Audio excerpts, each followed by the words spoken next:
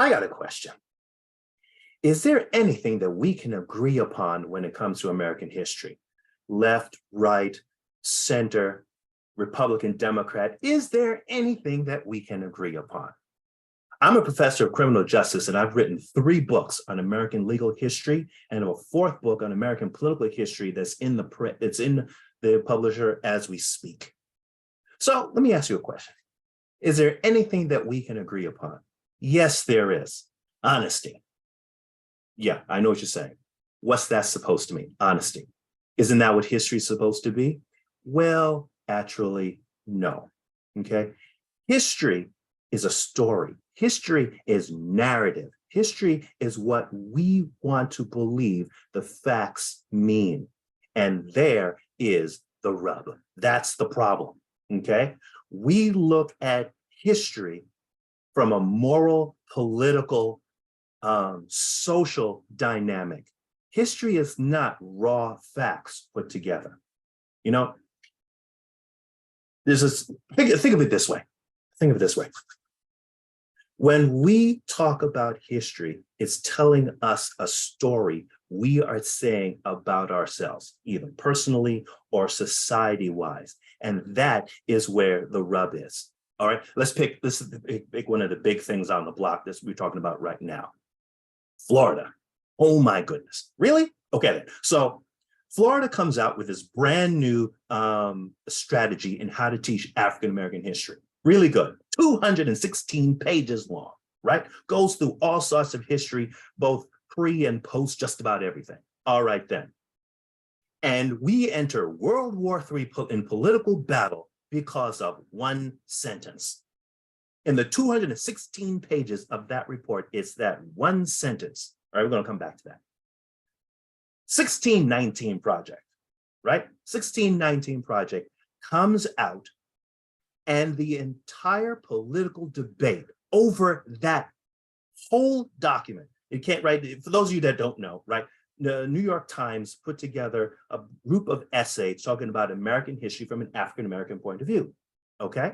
All right, the lead essay had one sentence in it.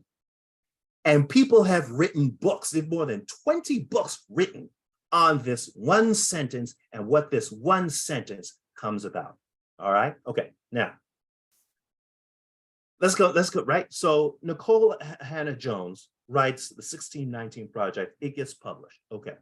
Now, in her essay, her main essay, she implies that the American Revolution was started in part to protect slavery.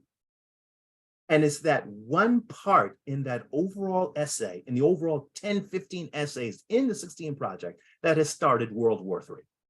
Really? That's how we debate history. Okay, so now here is the problem with that one sentence that she put, right? From the Brits, not the Brits' point of view, from the colonies' point of view, here was the problem that was going on then. Now, this is what Nicole Hannah Jones doesn't spell out in her sentence, and that's part of the point. At that time, it was debatable whether the abolitionists were actually winning the debate in Parliament and in the courts. The law was not settled that the international slave trade, which the Brits at the time was the chief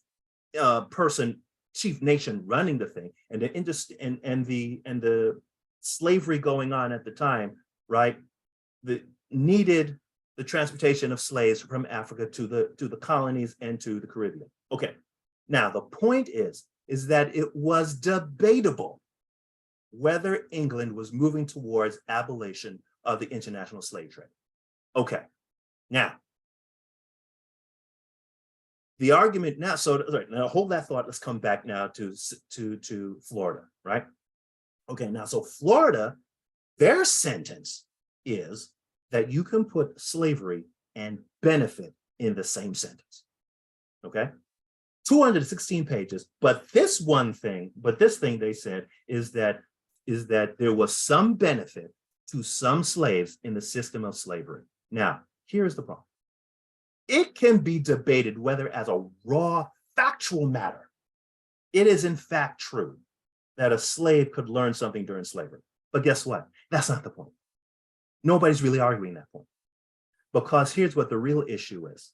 As a normative matter, can slavery have any positive attribute? That is what the argument is over, and that's my point. When we argue about history, we are not actually arguing about the facts. What we are arguing about is the underlying moral principle that's gained from the narrative of the story. That is what we do when we talk about history. That's why when we argue about history, it gets so vicious so quickly. It's because we are actually not arguing over facts. We're arguing over the narrative under the facts. That's why, in all honesty, some facts don't matter. Now, I teach law in a law course that I teach, okay? And introduction to law, okay, at Kutztown University. All right, fine.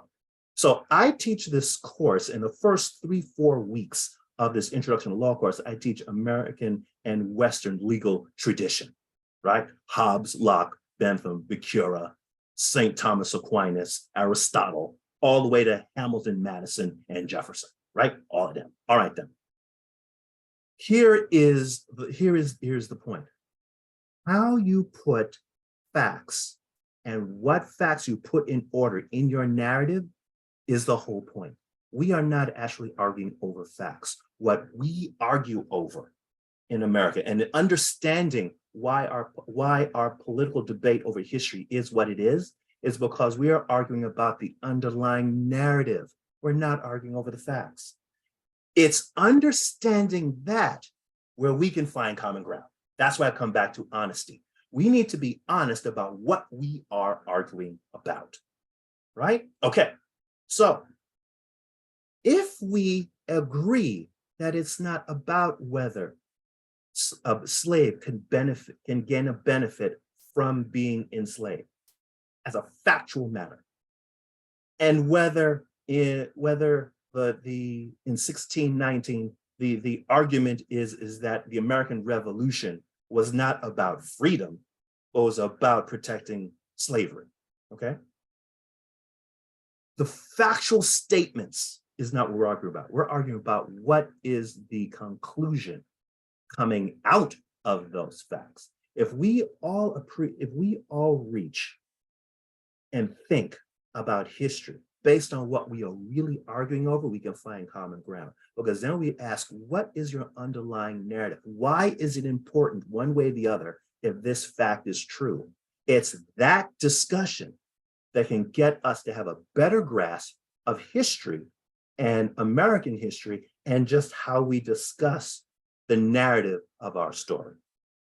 Finding that common ground. See, now that is how I approach my public speaking as well as my teaching and my writing. And my various books, including Chained to the System, History of Politics and Incarceration in America, as well as my second book, Race and Criminal Justice History, Rhetoric, Politics, and Policy. I approach the question from what are the factual issues as well as what are the moral issues that are flowing from it. And that is what I do in my public speaking and discussing various issues, including politics, law, and history. So thank you very much for watching my video.